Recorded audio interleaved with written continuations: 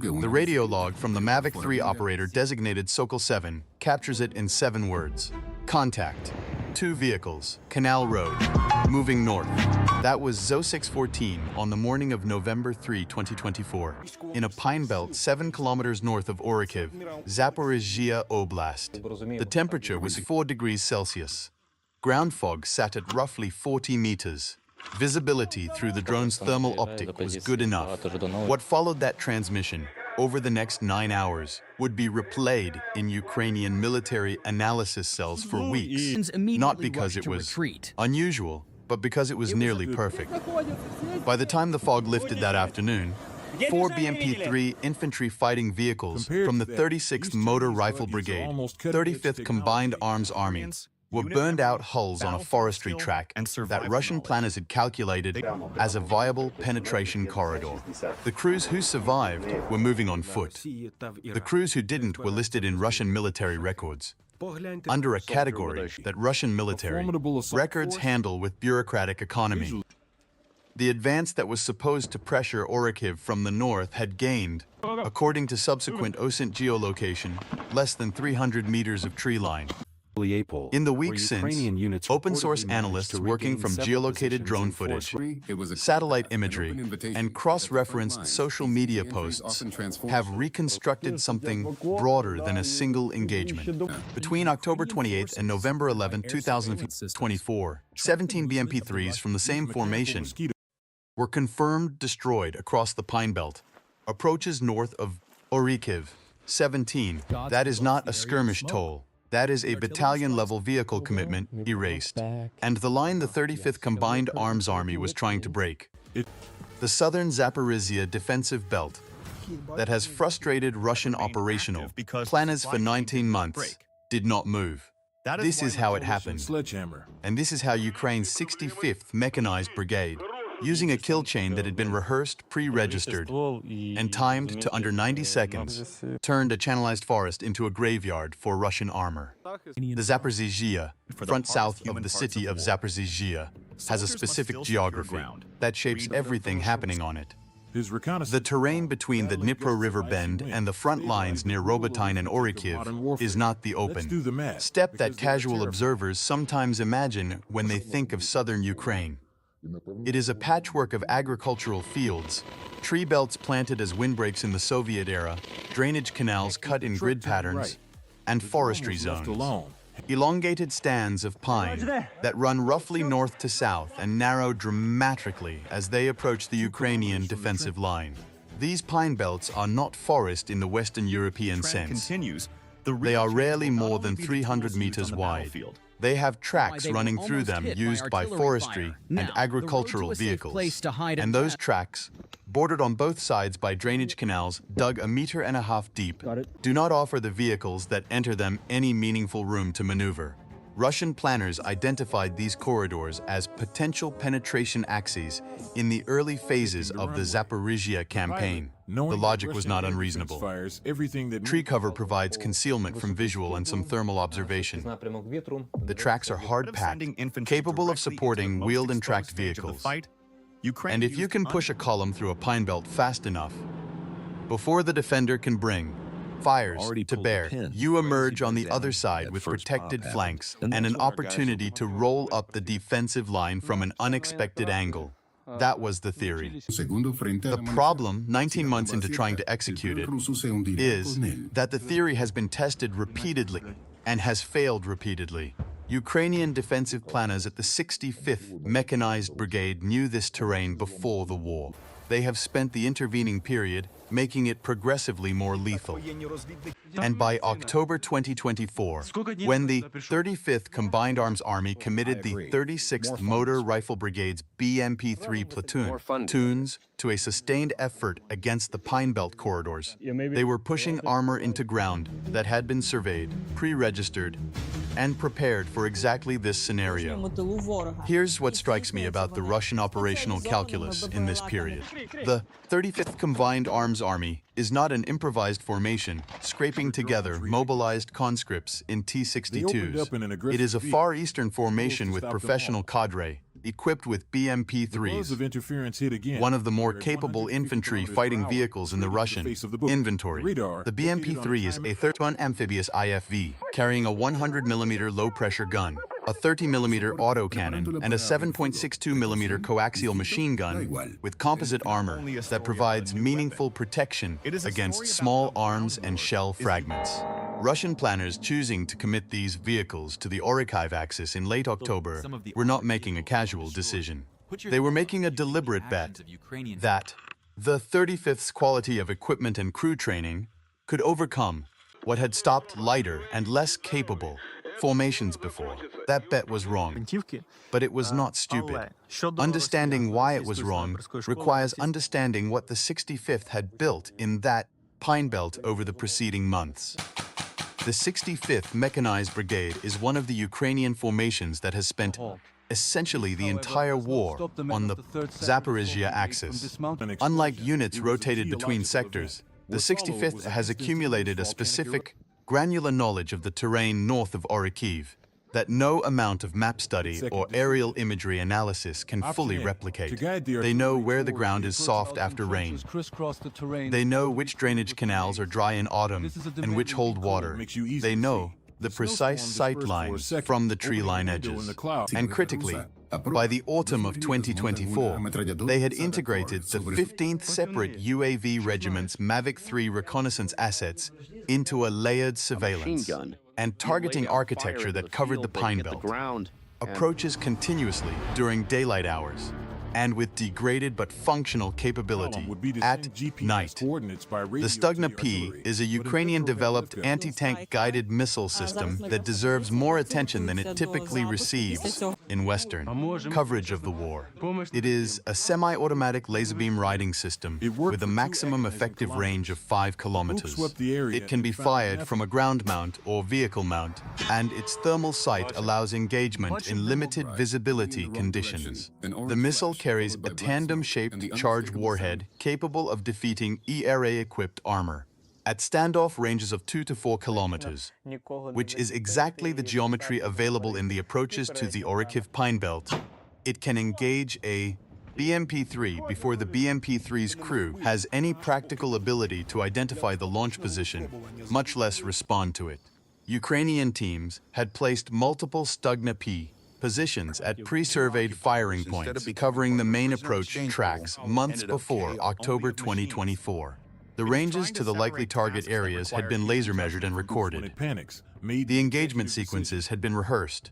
When Russian vehicles entered the lanes, the ATGM teams were not solving a novel targeting problem. They were executing a prepared fire plan against a target appearing in a pre-designated kill zone. But the Stugna-P has limitations. It requires a close line of sight to the target for the duration of missile flight, typically 12 to 15 seconds for a 4-kilometer shot. The Pine Belt tracks, with trees on both sides and vehicles that can pull partially behind cover, there are angles and positions that the ATGM teams cannot engage cleanly. This is where the FPV operators come in. The first-person view drone teams attached to the 65th operated in a role that Russian tactical analysis still consistently underestimates, not as the primary strike asset, but as the gap closer. When a BMP-3 pulled off the main track into a gap in the tree line that broke the ATGM sight line, an FPV operator with a drone carrying an 82mm or 93mm shaped charge warhead could close the range in 40 to 60 seconds and engage from an angle that the vehicle's armor is not optimized to defeat. The Mavic 3 spotter watching from altitude cued both systems simultaneously, directing the ATGM to vehicles in the open and the FPV operators to vehicles attempting to find cover. What the OSINT reconstruction of the October-November engagements reveals is that this coordination produced an average time from first drone sighting to terminal strike, either ATGM impact or FPV detonation, of under 90 seconds. That is the Stugna-Mavic loop that Ukrainian briefers have been refining since at least mid-2023. By the autumn of 2024, operating in terrain that had been prepared specifically for it, the loop was running with a consistency that crosses the threshold from tactical competence into something closer to industrial efficiency. And now the part that doesn't make sense on the surface. Until you look at the terrain data more carefully. Russian vehicle commanders entering the Pine Belt tracks were not blind. Such operations, They had their own reconnaissance, their own UAV assets, their own knowledge that Ukrainian ATGM teams operated in this sector. The question is not whether they knew the threat. They knew it. The question is what they could do about it, given the terrain they were operating in. And here the geography becomes decisive in a way that no amount of training or equipment can fully offset. The drainage canals flanking the forestry tracks are not passable by BMP-3s without engineering support. Moving off the track to the left or right means entering the canal, which in most sections is too steep-sided and too wet for a tracked vehicle to cross without becoming a stationary target. Army's effectiveness. Moving forward means staying on the track. 2025. The lane the Ukrainian ATGM teams have pre-registered. Moving backward, executing a reversal in a 300-meter wide tree belt with a vehicle that has limited rear visibility and is being spotlit by a Mavic 3 above is its own category of hazard. Russian vehicles that attempted reversals under fire in the November 3 engagement appear in the drone footage that subsequently circulated on Ukrainian military channels. Two BMP-3s attempting to reverse simultaneously on a track too narrow for both, one sliding into the canal bank, the other stopping when its rear struck the first vehicle. Both were subsequently struck. What we know about the sequence of events on November 3 comes from several sources. The drone footage posted by Ukrainian channels with timestamps and geolocation markers that OSINT analysts have confirmed, radio intercepts cited in Ukrainian General Staff reporting, and satellite imagery from commercial providers including Maxar that shows the engagement and post-engagement state of the track sections in question. The picture they assemble is consistent. At approximately 06:14, the Mavic 3 team, designated Sokol 7, acquired the first two BMP-3s entering the northernmost of the three main tracks. At 06:60, a second Mavic operator acquired a third vehicle moving to support. By 06:22, 8 minutes after initial contact, the first Stugna-P team had an engagement solution on the lead vehicle. The missile impacted at 06:23. That vehicle, subsequently geolocated at coordinates consistent with the northern track approach, burned. The fire, visible on thermal imagery, created an immediate navigation problem for the second and third vehicles behind it, which had limited forward visibility and now had a burning hulk blocking the track. Here's the part that the raw footage doesn't fully convey, but that the timeline does. Managed to leave the strike From that first impact at 06:23 until the fourth vehicle was struck at approximately 14:50 that afternoon, Ukrainian teams maintained surveillance coverage of the engagement area continuously, rotating drone operators to manage battery cycles and keep at least one Mavic on station. Russian reinforcements attempted twice to reach the burning vehicles, once with a fourth BMP-3 that was struck by an FPV drone while attempting to position on the track, and once with what appears from the imagery to be a recovery vehicle that was driven to the edge of the Pine Belt and then withdrawn when its crew assessed the risk. The 9-hour duration of the November 3 engagement is itself significant.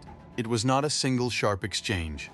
It was a sustained effort by the 36th Motor Rifle Brigade to push through, recover their vehicles, or find an alternative approach, met by sustained Ukrainian fire control that denied all three options.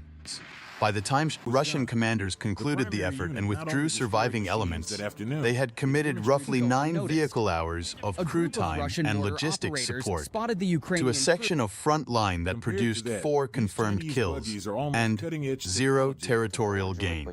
Multiply that pattern across the 6-week period from October 28 to November 11, and you get the 17 BMP-3 total that OSINT analysts have geolocated. It's worth being precise about what that number represents, because It matters for understanding the scale of what happened on this axis. The BMP-3 entered Russian service in 1987 and has been produced in significant numbers, but it is not an inexhaustible resource.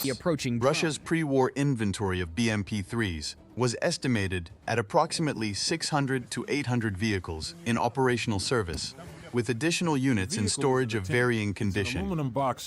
Wartime production has been limited. The Kurgan-Mashzavod plant that produces BMP-3s has been operating under sanctions and component shortages since 2022. Orykh's open-source documentation, which uses the conservative methodology of requiring photographic confirmation for each entry, had confirmed over 300 BMP-3 losses across all Ukrainian fronts by late 2024. The 17 vehicles documented in the Orikhiv Pine Belt between October 28th and November 11th represent a significant local commitment, roughly equivalent to the vehicle strength of 2 full motor rifle companies.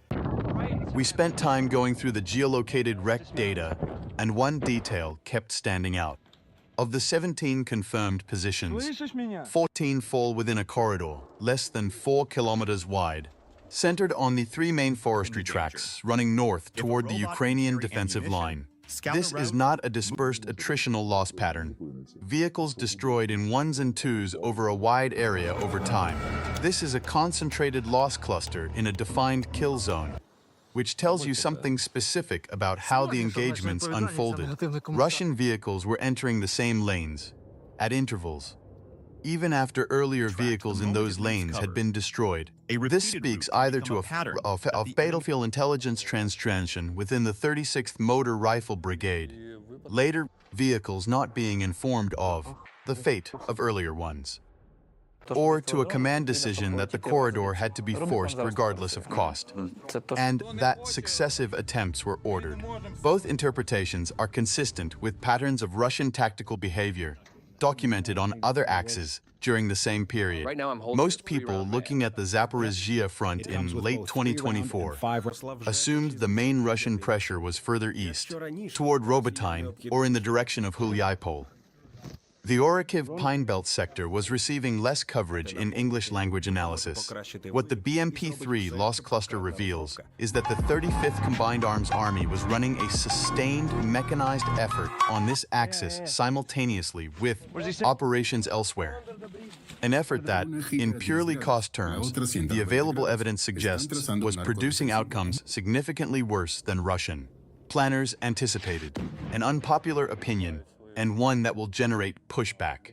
The Russian commanders who committed BMP-3 platoons to this corridor were not making irrational decisions within their operational framework. They were applying a logic that says, if you generate enough pressure across enough axes, simultaneously you will eventually find a seam. The problem is that this logic requires the defending force to be thin somewhere. On the Orikhiv Pine Belt axis, the 65th Mechanized Brigade was not thin. The Stugna-P positions, the Mavic coverage, the pre-registered firing data. These represent a depth of preparation that the 35th Combined Arms Army's intelligence picture apparently did not fully account for. The failure was not of courage or equipment. It was of intelligence, and of a tactical doctrine that treats channelized terrain as passable if you commit enough vehicles to it. Here's the question worth sitting with. Could the outcome on November 3 have been different if Russian forces had achieved suppression of the UAV teams before committing the BMP-3 column? In theory, yes. The Stugna-Mavic loop depends on the Mavic being able to operate and transmit. Russian EW systems on the Zaporizhzhia axis have demonstrated intermittent capability to disrupt Ukrainian consumer-grade drones. But the Mavic 3 operates on frequencies that Russian EW systems do not consistently suppress, and the 15th Separate UAV Regiment has adapted its operating procedures over 18 months to work around the EW environment it faces. The suppression window needed to blind the Ukrainian observation network long enough to push a column through the Pine Belt. Multiple minutes of clean EW effect over a specific geographic area. has not been achievable with the assets the 35th Combined Arms Army deployed. Put yourself in the position of a Russian company commander, receiving the order to move his BMP-3 platoon into the northern track on the morning of November 3. He knows earlier vehicles in this corridor have been struck. He knows there are Ukrainian ATGM teams in the area. His EW officer tells him that Ukrainian drone activity is disrupted but not eliminated. His choices are to execute, to refuse, or to request postponement. In the Russian military command environment of late 2024, refusal or postponement requested from below carried consequences. He executed. The battle damage assessment compiled from satellite imagery, specifically Maxar imagery acquired on November 4th and November 8th, cross-referenced with drone footage, allows a reasonable reconstruction of the physical damage in the Pine Belt. The 4 vehicles destroyed on November 3 left burn scars visible in the imagery, as did the secondary fires ignited in the pine trees adjacent to the track. 3 of the 4 hulks remained in position through at least November 8. When the most recent imagery in the public record was acquired, the 4th appears to have been partially moved, possibly by a Russian recovery attempt that was not engaged, or possibly by the burning vehicle rolling slightly on the slope track surface after crew egress. The total material loss represented by the 4 vehicles. BM-3 production cost is estimated at approximately $3 to $4 million per FUR unit. In equivalent replacement terms, is somewhere between $12 and $16 million for the single day's engagement. The 6-week total of 17 vehicles represents replacement cost in the range of $50 to $68 million, not accounting for crew losses, ammunition expended in the approaches, or the logistic cost of the sustained operation. Russian sources in the Telegram ecosystem, specifically channels associated with pro-war mill bloggers, who had previously been enthusiastic about the Zaporizhzhia axis as a potential breakthrough corridor, went notably quiet on the Orikhiv sector during November. The absence of reporting is itself a signal. When mill bloggers who typically amplify any territorial gain, however modest, stop mentioning a sector, it generally means the results there don't fit the narrative being maintained. Ukrainian General Staff reporting on the same period references successful defensive actions in the Orikhiv direction and names the Pine Belt corridor specifically in at least 2 public communiques during the first 2 weeks of November. ISW's daily assessments for the period note continued Russian pressure north of Orikhiv, with no confirmed Russian advances. What's most surprising about this case isn't the raw vehicle count, it's the consistency. 17 BMP-3 wrecks geolocated across a 6-kilometer frontage over 6 weeks is not a single catastrophic ambush.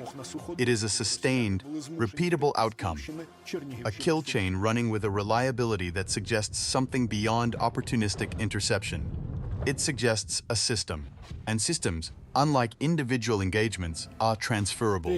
The 65th Mechanized Brigade's approach to the Pine Belt, pre-registered ATGM positions, continuous Mavic coverage, FPV gap closing, compressed kill timelines, is not proprietary to this unit or this terrain. It is a template that other Ukrainian brigades on other axes can adapt to their own ground. This is what strikes us about the Orikhiv Pine Belt engagements as a case study. The tactical problem Russia is facing on this front is not primarily an equipment problem, though equipment losses are real and accumulating. It is a methodology problem. The Russian army's approach to mechanized assault through channelized terrain has not adapted to the sensor and precision fires environment that Ukrainian defensive planners have constructed. The same approach, column formation on a limited mobility track, pushing forward despite previous losses in the same lane, produced the same outcome repeatedly over 6 weeks. A tactical approach that produces consistent losses without producing incommensurate gains is a doctrine that is failing. The question the 35th Combined Arms Army staff should be asking, and may be asking, in whatever internal processes Russian combined arms formations use, is not how to push more BMP-3s into the corridor.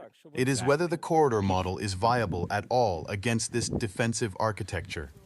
The Stugna-P itself merits a moment of specific attention because its role in the Orikhiv engagements is in some ways a microcosm of a broader story about Ukrainian defense industrial development.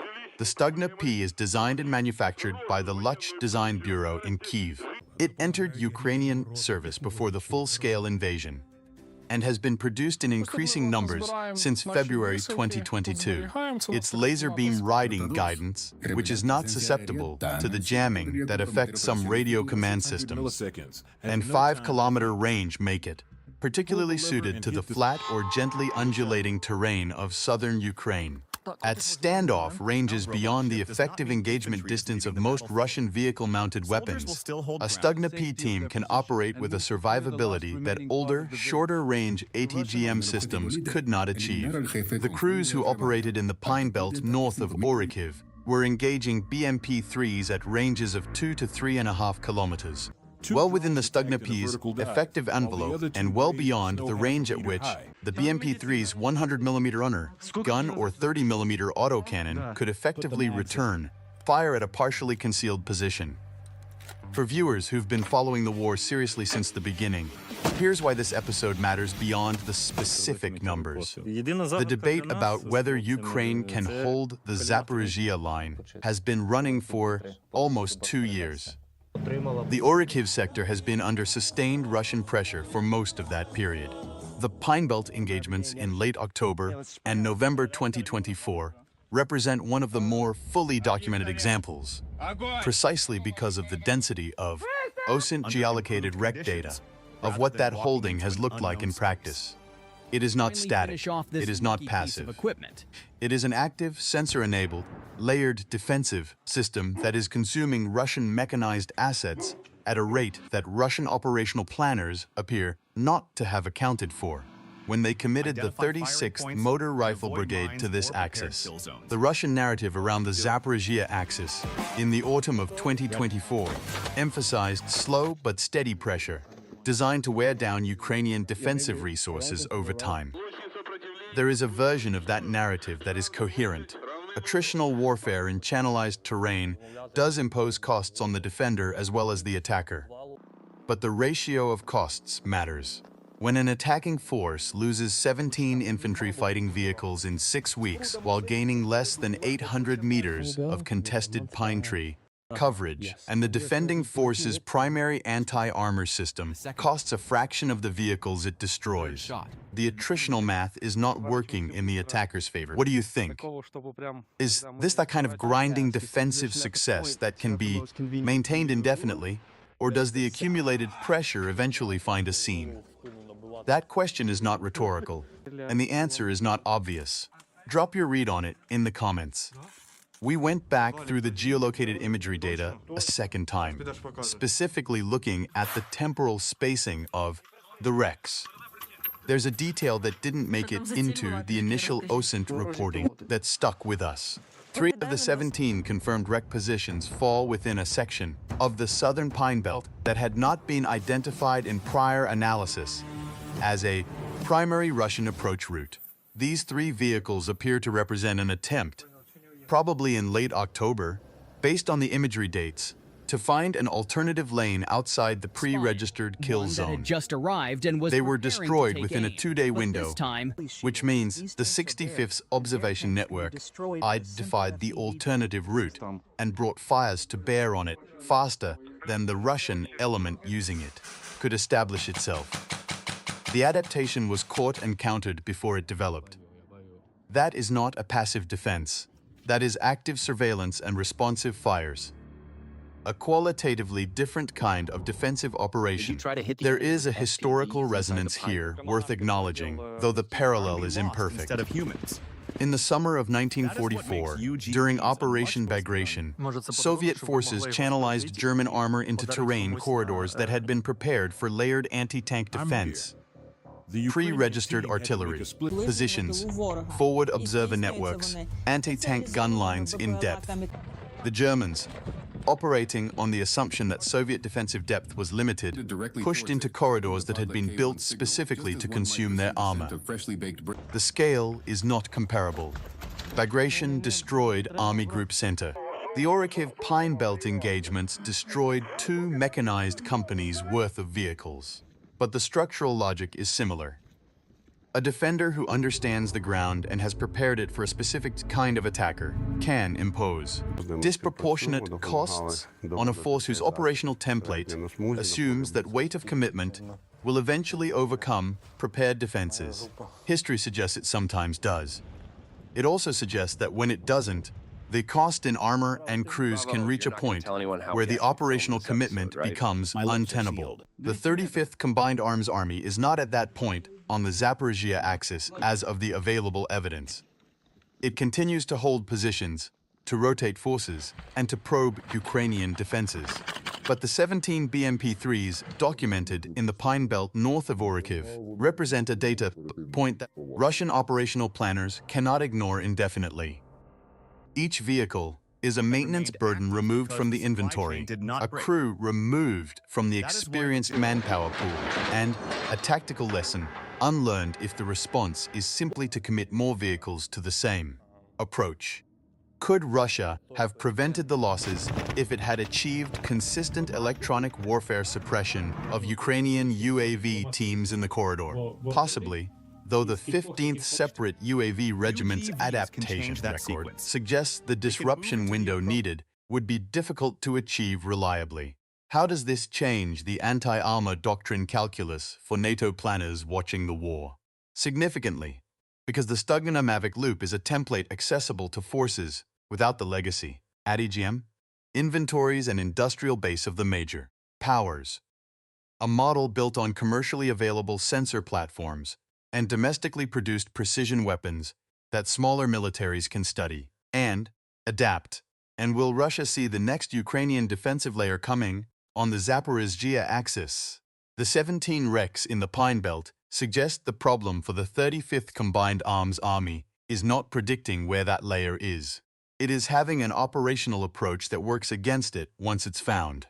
The Pine Belt north of Orikhiv is quiet as of the most recent satellite coverage in the public record.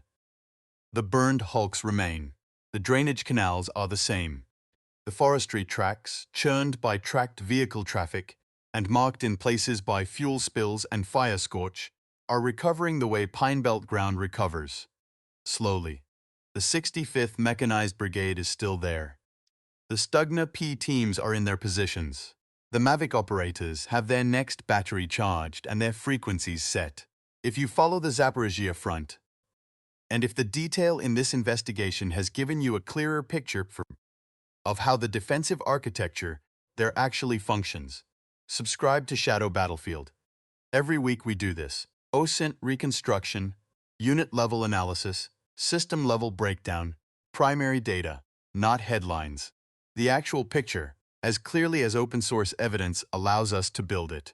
Will this template of layered drone-queued anti-armor defense hold the next Russian mechanized push on the Orikhiv axis? Comment yes or no, and tell us which variable you think matters most. We read everyone.